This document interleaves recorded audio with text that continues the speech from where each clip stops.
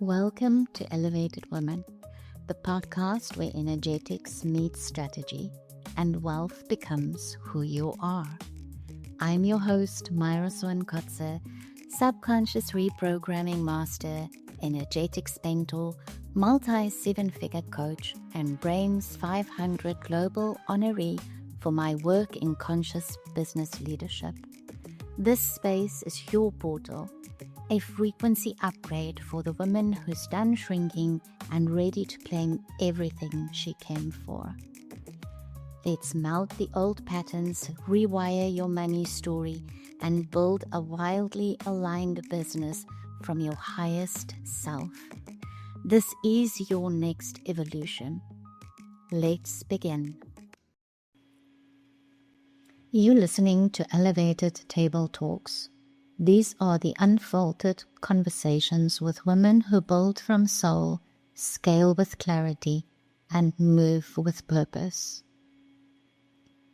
Welcome back to Elevated Women, and today's episode is extra special.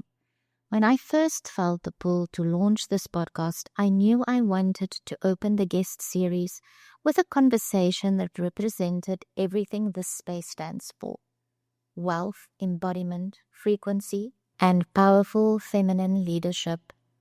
And the first name that came to mind was Anne Ryan. Anne is not only a brilliant business mentor and dear friend, she's a woman who embodies sustainable scaling without the burnout, chaos, or masculine push that so many women have been taught is necessary. She guides women to 50K plus months with clarity, structure, and high-ticket strategy. And she does it in a way that feels light, grounded, and deeply aligned. So today's episode isn't just our first interview. It's a full circle moment. It's the conversation I've been excited to have since day one. And thank you for being here. I've been wanting to share your magic with this audience for so long. And I know the women listening are going to feel so seen by the way you approach growth and success. Welcome to Elevated Woman. Oh my goodness. Thank you so very much for such a beautiful introduction. I am absolutely honored to be here and really excited for the conversation to come. Yeah. You're so welcome. I think let's just start going straight into it. I'm so excited about this. And I know that the women that's listening to this episode, they're really going to get so much value from this. So, Anne, when did business start to feel simple for you? Good question. So I've been in business for 15 plus years now, and we started off with an offline business. So, and that started off, I didn't realize with hindsight, it was a very simple business. It was very niched, and it was high ticket, and, so we learned a lot from that business model. But then when I came online, I was juggling two businesses because I had the offline business, plus I was starting an online business. I had a family, I had two children who were sort of reaching their teenage kind of years. And, we were dealing with some sort of, quite a few challenges at the time as a mum, and also I was juggling my parents who also were elderly and had their sort of needs. So I kind of had to figure out how to keep my online business really, really simple. It was just a necessity rather than a strategy initially. It was kind of really something I absolutely had to do. Otherwise, I would have to give up on this particular dream. And so, but still, having said all that, it was a little more complicated for the first couple of years because I was influenced by what I was seeing and hearing. And, so I was focused on building websites and having funnels. And, I had a couple of offers, and it was probably really sort of somewhere along the second, third year of business that I really, truly simplified, and I just had one high ticket offer I just focused on one platform. I parked all the other funnels and websites and everything else. I just completely ignored them. And I just went all in on one really sort of simple rinse and repeat type system. And and that's how I scaled. I love this explanation of how you made it simple and that it was more a necessity than anything else. We've known each other for years now. I think we met in the early stages of your business. Yes.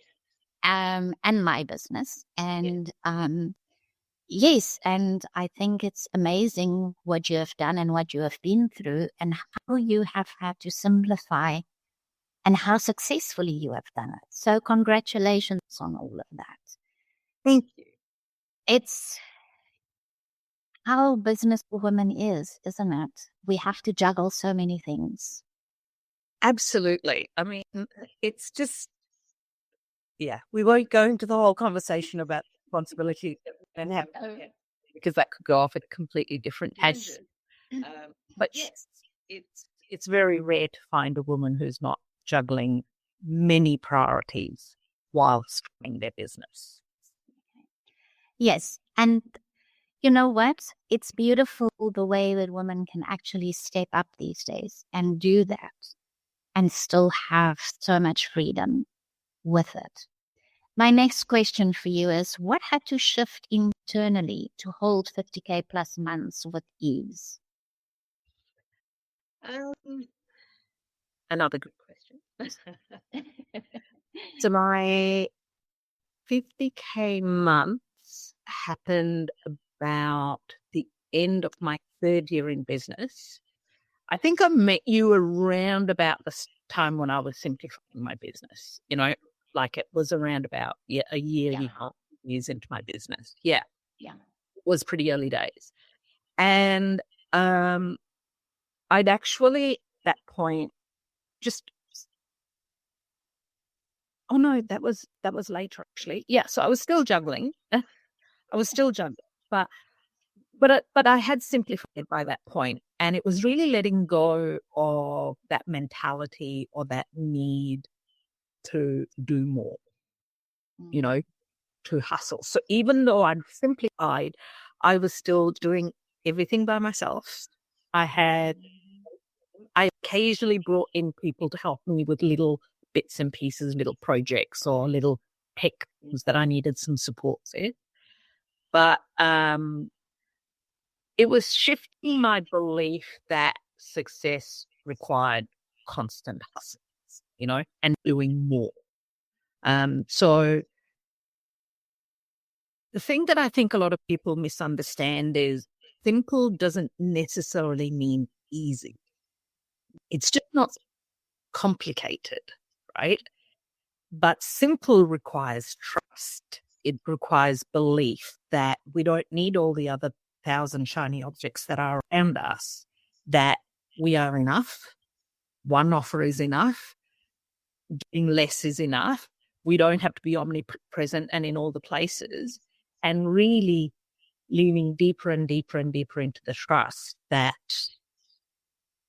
it's going to work, So, because I had this prior to this kind of shift, I had this belief that,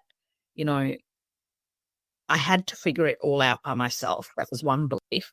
That, success led to burnout. That was another belief. And I think you and I we kind of went on that journey around money mindset as well around a similar time. And it was shifting quite of those beliefs around money and what success would mean and all of that kind of stuff, So there were quite a few shifts that sort of really happened around that time. And really embracing that kind of energetic alignment as well, right? So there was a lot happening around that time, really, and the proof and the evidence that it gets to be easy, right? That is so beautiful because, that's exactly why I started this podcast. We all have this belief that we have to hustle. And we all have this belief that we have to be everywhere.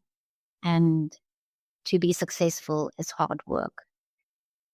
And like you said, you have to lean into the energetics of it and that belief that it doesn't have to be like that. That's very powerful. And I really love what you are sharing with the audience here because, ladies, you need to listen to this advice. Okay. It isn't necessarily simple from an easy point of view. It can become simple, like Anne says, when you make those shifts. Simple and easy are two different things. Mm. That leads me to the next question. Let's talk about high ticket. What actually makes an offer magnetic? You're so good at this. So tell us, what does it really take to make it magnetic? Yes. I think high ticket offers solve a high value problem, right? So that's kind of the basis of it. That's the basis of it. So what we need to do to make an offer magnetic, a high ticket offer magnetic, for people to see the value in the offer, is we need to really, really clearly articulate what they're going to get, the transformation, not just what we do. So many people are so focused on the modalities that they use or what they actually do, the method, all of those things. And they actually don't make a promise. They don't actually say, well, this is what you will get after you make this investment. So the offer needs to solve a big problem, a deep emotional need that people have, or it could be a really strong desire that they have for something. So it's not always about getting out of pain, but it has to feel like something they want, from every ounce of their body wants it. And that specificity, I think, plays a big part in messaging and so on, right? I would say so. Your packaging, positioning, and messaging are the key. It's like, but people don't care about the features. They don't care about how many calls they get or how many hours they get. It's more about the transformation, the promise, the result, and that's ultimately what makes a high ticket offer really, really magnetic. This is something that you teach in your high ticket program. Am I correct? Yes. Okay, good. Yes, it is amazing how people still try and sell, especially women. I see it so often happen, is they still try and sell by the hour. Yeah. Or they still try and sell what the people are going to get. So how many coaching sessions they're going to get, what modalities they're going to use. And actually, nobody cares about that. They care about the outcome, like you said, the transformation they're going to get. Absolutely. And that's the thing that can't be compared, right? Because if you're selling hypnosis by the hour, someone who wants hypnosis by the hour is going to just go and compare your rates with absolutely every other person out there and potentially choose the cheapest person, right? And that's when you're getting into some sort of a price war. But when you're selling the outcome of what someone will achieve as a result of working with you and, getting, even if it is hypnosis being the modality that's being used, then they're more paying for the result, right? They're paying a higher ticket price for the result rather than for the hypnosis, which becomes a more transactional thing. Yeah. Yeah, exactly. Exactly that. So Yes. So let's look at the next question. What are women overcomplicating most when trying to scale? As I think we've all been raised to believe more is more, right? And that we have to work harder and we have to be in all the places and there's all these different platforms that we can be on and so they biggest mistake I see is they think that they need to be everywhere. They think that they need to post constantly. They think that they need to have this incredible website or spend money on Facebook ads or whatever it is, that they think that they need, but they end up just overcomplicating things, not going all in on one thing. I'm not saying ads don't work. I'm not saying a website doesn't work. I'm not saying that Instagram, Facebook, LinkedIn, TikTok, all of those platforms don't work. But when you try to do everything, you end up, it's very, very likely you'll do it all pretty average or poorly rather than choosing one thing and going all in. I like how you say that, because I think we all make that mistake. We've said it earlier. We've mentioned it earlier. We all want to be everywhere, and it tends to water down what you do, and you don't really get to be able to be that visible and to have that messaging when you are in front of everyone everywhere. So I really like how you've put that. And by the way, ladies, everything that Anne and I are discussing here, she does teach and she lives it. I've been watching her for years. She really lives it. So she's not here just because she teaches it. I don't interview ladies that do that.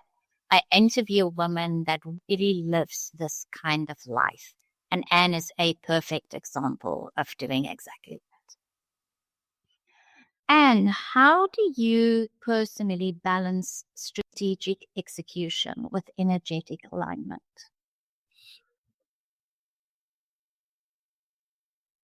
So when I came into this online space and even before, in the corporate world and in my offline business, it's fair to say I was very, very strategic. I was very, very strategy focused, because that's what I knew.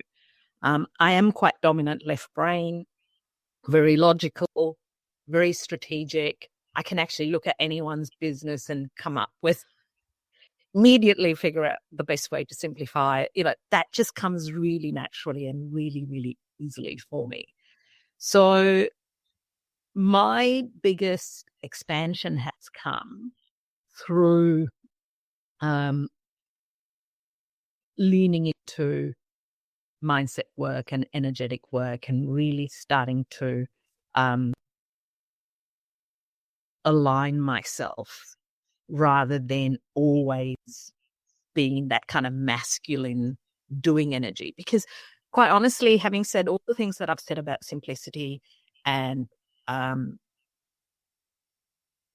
less is more, my default is that I'm a workaholic, right? I'm being really honest and transparent there. It's just, but like I explained, because of my life and the situation that I was navigating, I had to figure out how to keep things simple, right? So I love working. I love my business, so this is not about being lazy or not wanting to do more.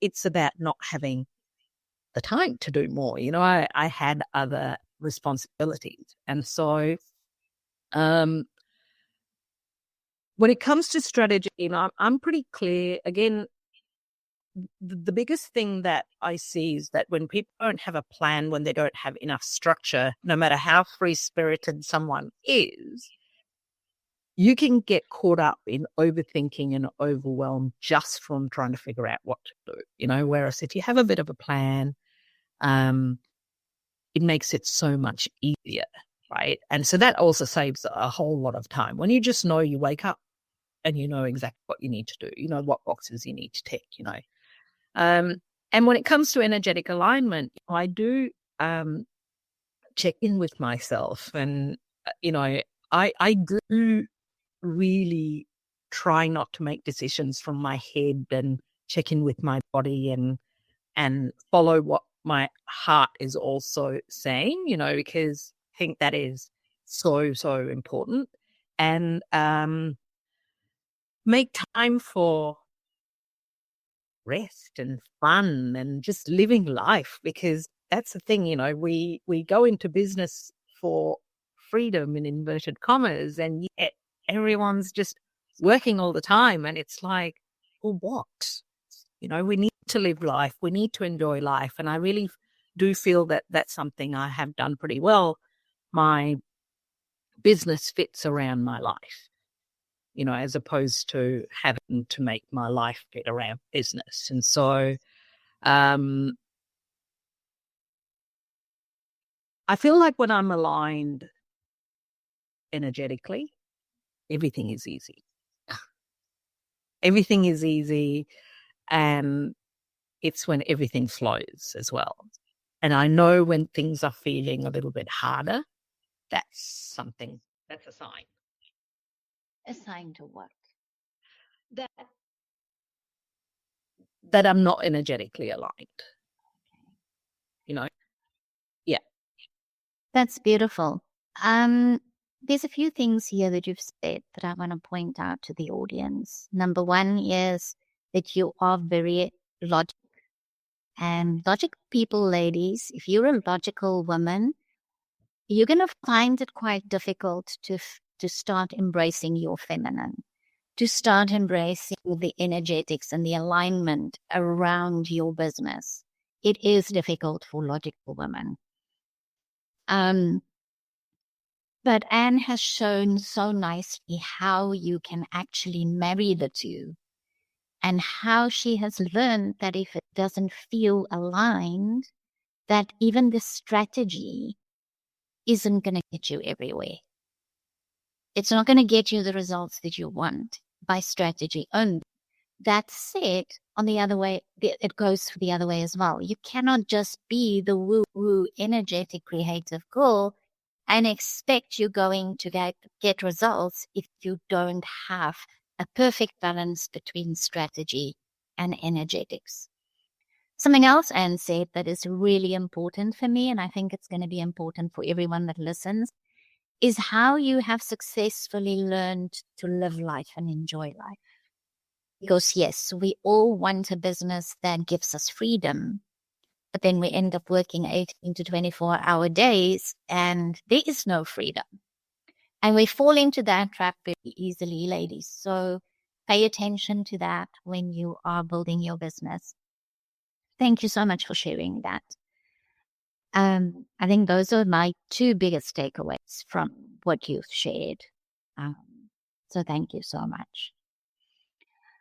Next question and last question, and this is a big one.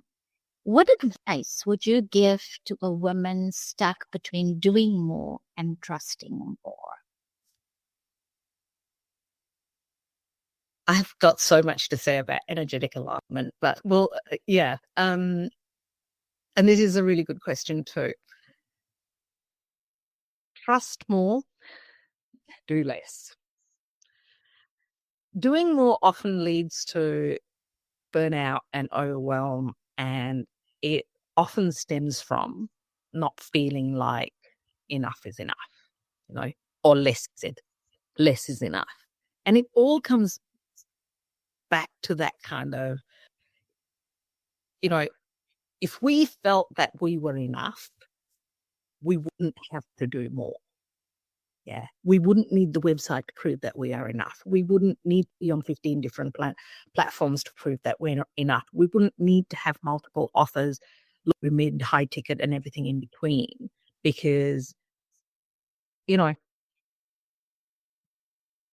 so trust more, do less, and trust yourself. Trust, I think, is the key, right? Trust yourself, trust the process, trust that simplicity is the key. It's it takes trust, and believe that working with flow and intuition and will get you the better results too, So I think strategy does play a part, but this piece is really important too. We just have to know, we just have to trust and believe in ourselves and in the work that we do and how we're showing up, that we are enough.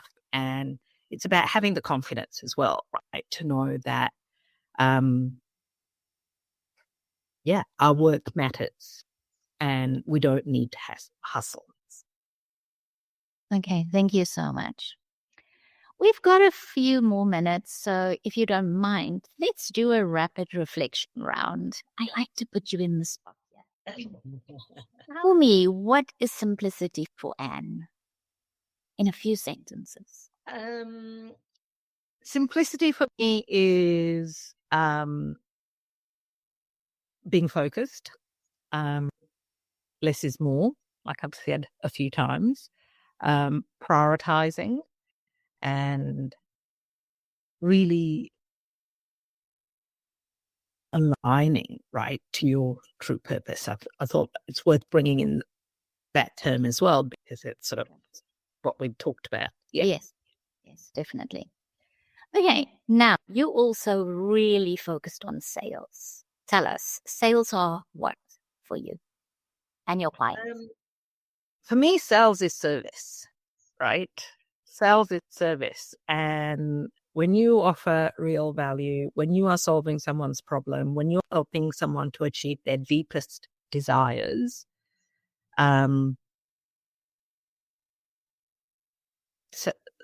sales is being of service. Yeah. And you can't have a business without it. Definitely not. So, yes. Good. Thank you for sharing that. Okay, last one. Being an elevated woman means what to you?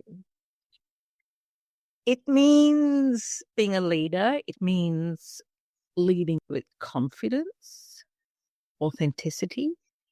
It means aligning in kind of all areas of life and business, It means knowing your worth, and not apologizing for being who you are or stepping into your power Very nicely put. I really like the idea of being worthy, believing you are worth it. We've spoken about it a few times. You've brought it up a few times. It's something that I find as women are created to believe that we are not worthy. Okay. Maybe not really created, but the world tells us that we are not really worthy. And so we start believing it. We are born perfect. And then we start believing all the indoctrination, I like to call it, what comes up for us throughout life, school, friends, sometimes parents, bosses when you just start working. So we get told that we are not good enough. Society tells us that we are not good enough. I mean, for years, we were not good enough. We're allowed to even vote, never mind have businesses. And so I think you and I are living in an era, and many of the listeners are living in an era where it's really amazing that we can have our own businesses. And I believe fully that women in business is taking over. And we are worth it. And every single woman that listens to this, you are worth it. You just need to believe it. Okay. And thank you so much for this conversation. It was everything I hoped it would be and more. It was amazing to have it with you. Before we wrap up, where can the women listen and stay in touch with you? How can they grab your free 30K launch blueprint? Thank you, Mara, for this interview. It has been so lovely to catch up with you again. And It has been.